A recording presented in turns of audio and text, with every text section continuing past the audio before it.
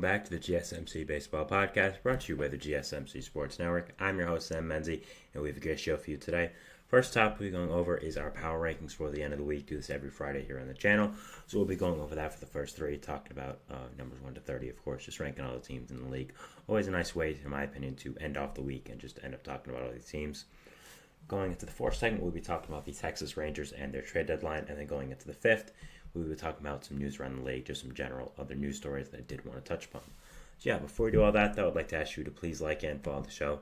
We do get a number of questions from viewers, so to ensure that your question does get read in the air, please use the link gsmcpodcast.net. It really does help the show, and it really does mean a lot, so thank you so much for that. And let's get back into the show for today. All right, so we're starting off in our first segment, like I said, the power rankings starting off from numbers 1 to 10, so let's get into it. Now, at number 1, we're going to be starting off, I am going to be having from the AL East, the Baltimore Orioles. Now, the Orioles are my number 1 team in this power rankings. They have been for a good amount of time, I'd say, and they were always 1 or 2 for a significant amount of time with them and the Yankees. But this week, it was really between the Orioles and then the team at number 2, who I'll go after. But the reason I picked the Orioles over the team at number 2 is that because I just simply think the Orioles have more talent. I think when you look at this team, guys like, of course, Adley Rutschman, Gunnar Henderson, Ryan Mountcastle, Austin Hayes, Colin Cowser, rotation as well, Cade Povich. You have Corbin Burns, Grayson Rodriguez, who I did a segment on this week as well.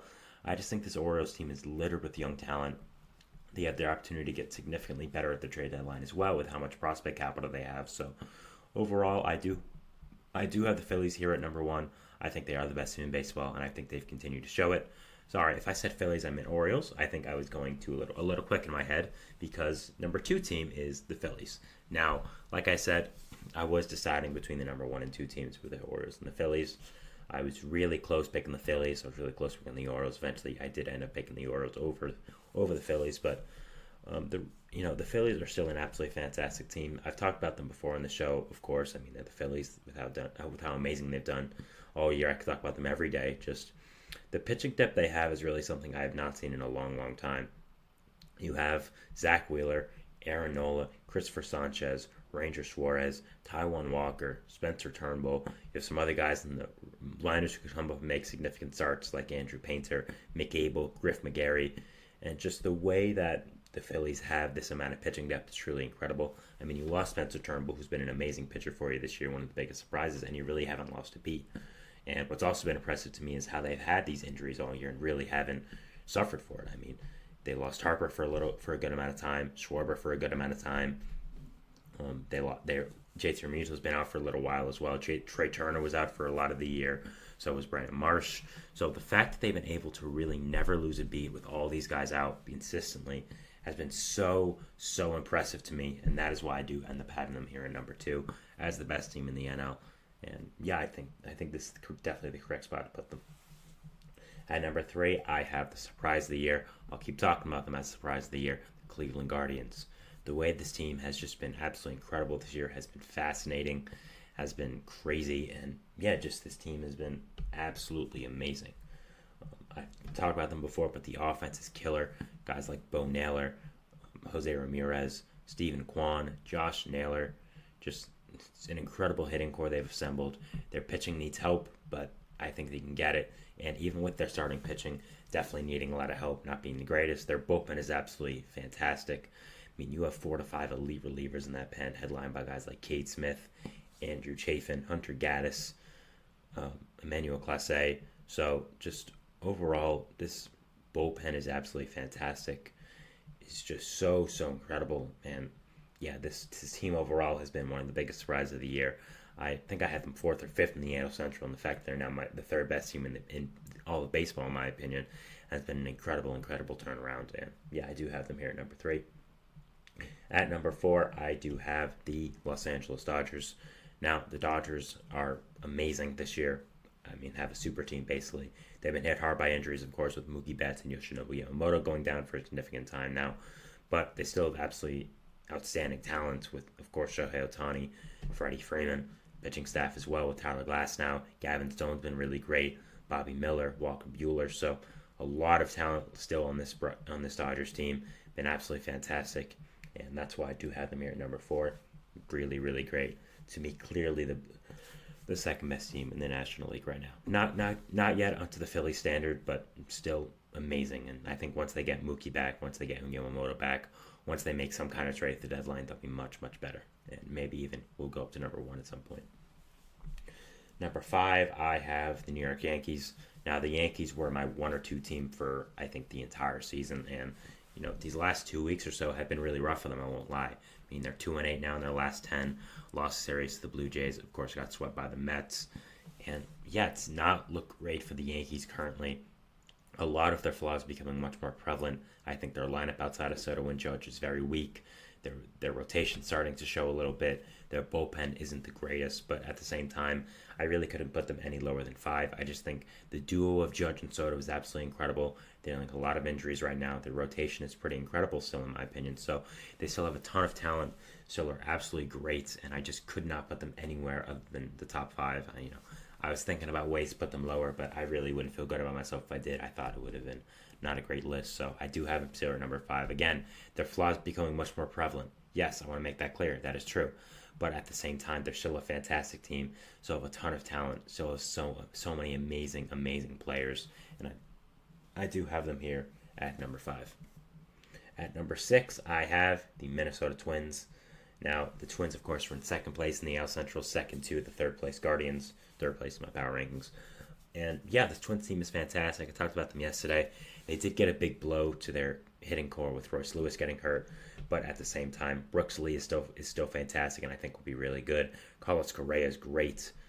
You still have some other great, talented players on offense, of course, like Byron Buxton. Ryan Jeffers has been great. So overall, still a lot to like with this Twins team. Rotation's getting better. I mean, Pablo Lopez will definitely get better soon. I don't think he's going to be this bad the whole season. Still have some other great talented players like Bailey Ober, Louis Varland, Chris Paddock, Simeon Richardson. So there's a lot of players that are really nice here on this Twins team, and that's why I do have them here at number 6. Very high in that wild card spot. Second place in the AL Central. Have been really, really good this year, and I do have them here at number 6. At number 7, I have another American League team, the AL West leading Seattle Mariners. The Mariners have been absolutely fantastic this year. Their pitching core is incredible. I've talked about it before, but guys like Brian Wu, Emerson Hancock, George Kirby, I'm sure I'm forgetting one. Luis Castillo, how could I forget him? Just that's absolutely incredible. The offense is heating up. Julio's going to get better eventually. I don't think he's going to be as bad as he's currently doing. I mean, you can only go up from what he's doing right now. You can't really get worse than that. You also have some other guys like Cal Raleigh, Mitch Garver, Jorge Polanco, who are also very talented guys who haven't really started hitting to their fullest potential yet. So I still love this Mariners team a lot. I still think there's a ton of talent here. They've really done well in the AL West this year when everyone else has really been underperforming. They've stepped up and they've continued to be great. So I have them here at number 7. Number 8, I am going to be having the NL Central leading Milwaukee Brewers.